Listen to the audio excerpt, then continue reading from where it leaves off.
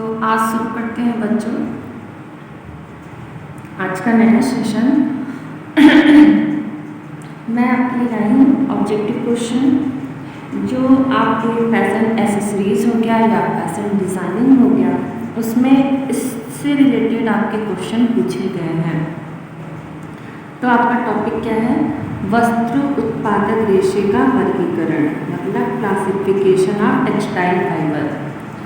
मैंने इससे पहले एक वीडियो डाला हुआ है बच्चों, जिसमें मैंने ये विस्तार से बहुत अच्छे से समझाया है कि हमारा प्राकृतिक रेशे कौन से होते हैं, हमारे प्राणिज रेशे कौन से होते हैं, हमारे पत्ते वाले रेशे कौन से होते हैं, कृत्रिम रेशे कौन से होते हैं। मैंने उसको बहुत अच्छे से डिटेल में समझाया है, तो आप लोग उसको ज़रूर देख लीजिएगा। अगर आपने उस वीडियो को देखा होगा, कहीं नोट किया होगा, तो ये क्वेश्चन आपको सॉल्व करना बहुत आसान हो जाएगा। तो चलिए बच्चों आज शुरू करते हैं।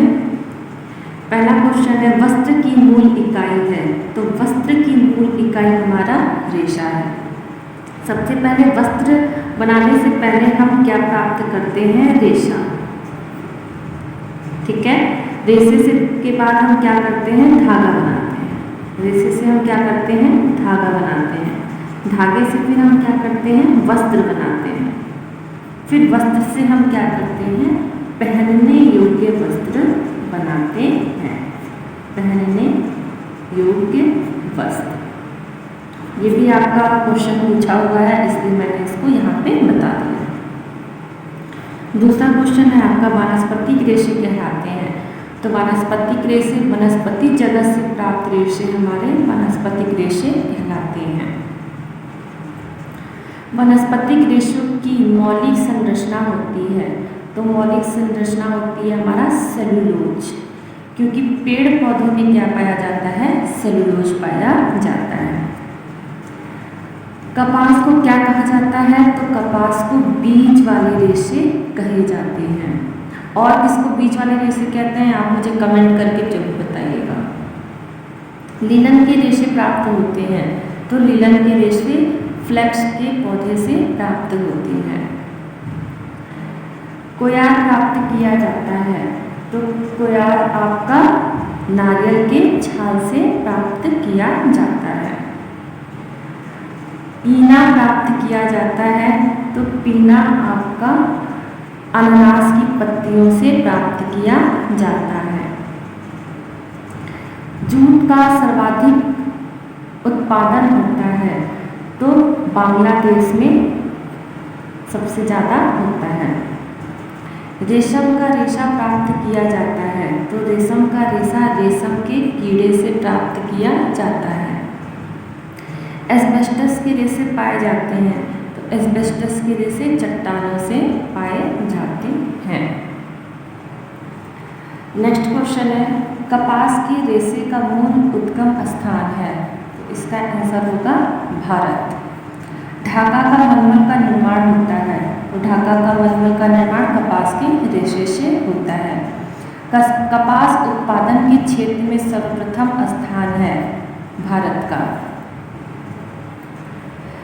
सबसे पहले भारत में सूती मिल की स्थापना हुई थी। तो कलकत्ता में हुई थी। निम्नलिखित में से किन रेशों को विश्वव्यापी रेशा कहा जाता है? तो इसका आंसर होगा कपास के रेशे को। कपास की खेती के लिए मिट्टी आवश्यक है। तो काली मिट्टी की आवश्यकता होती है।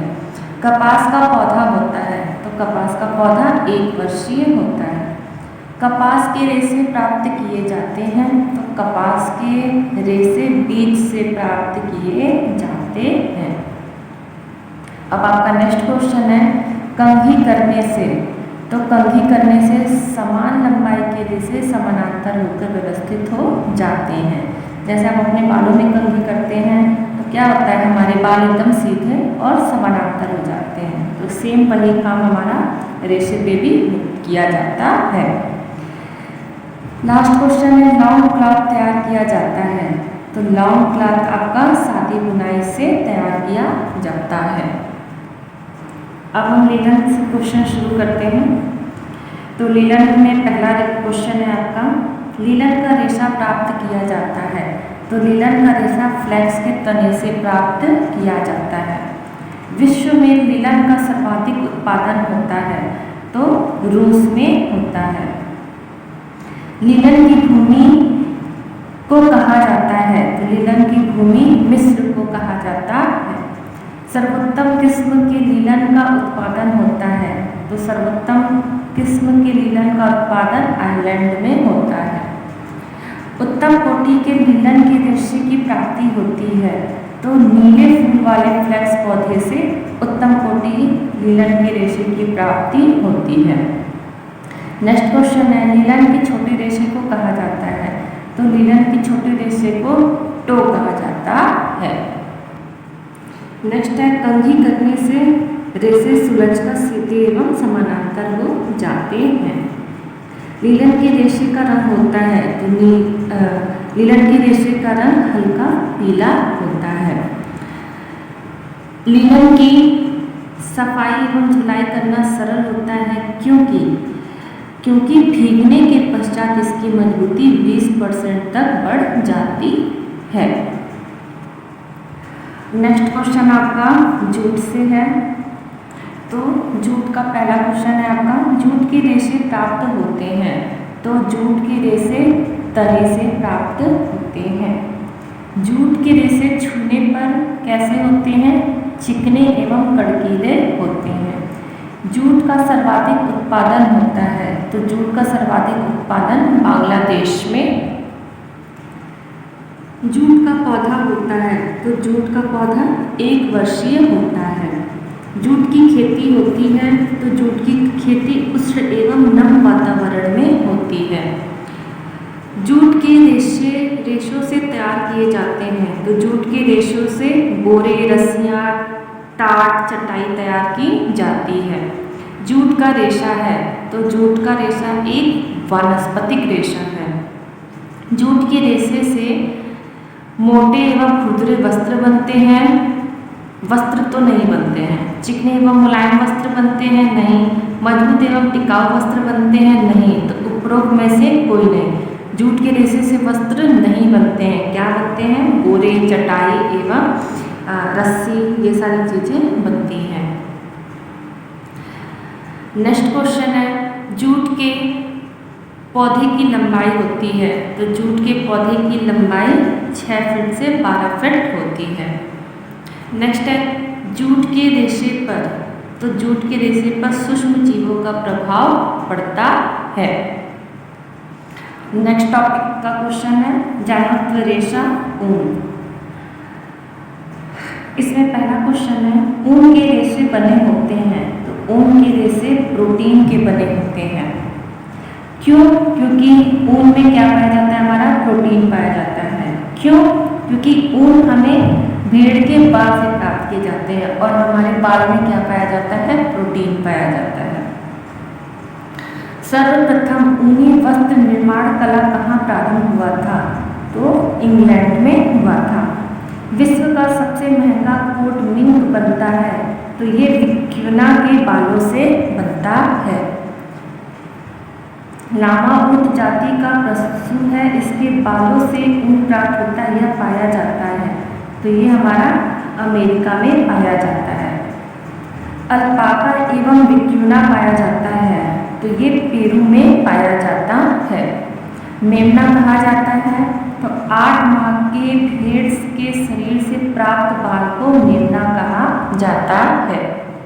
नेक्स्ट टॉपिक रेशम से, ये भी क्या है? हमारा जानवत्व रेशा है।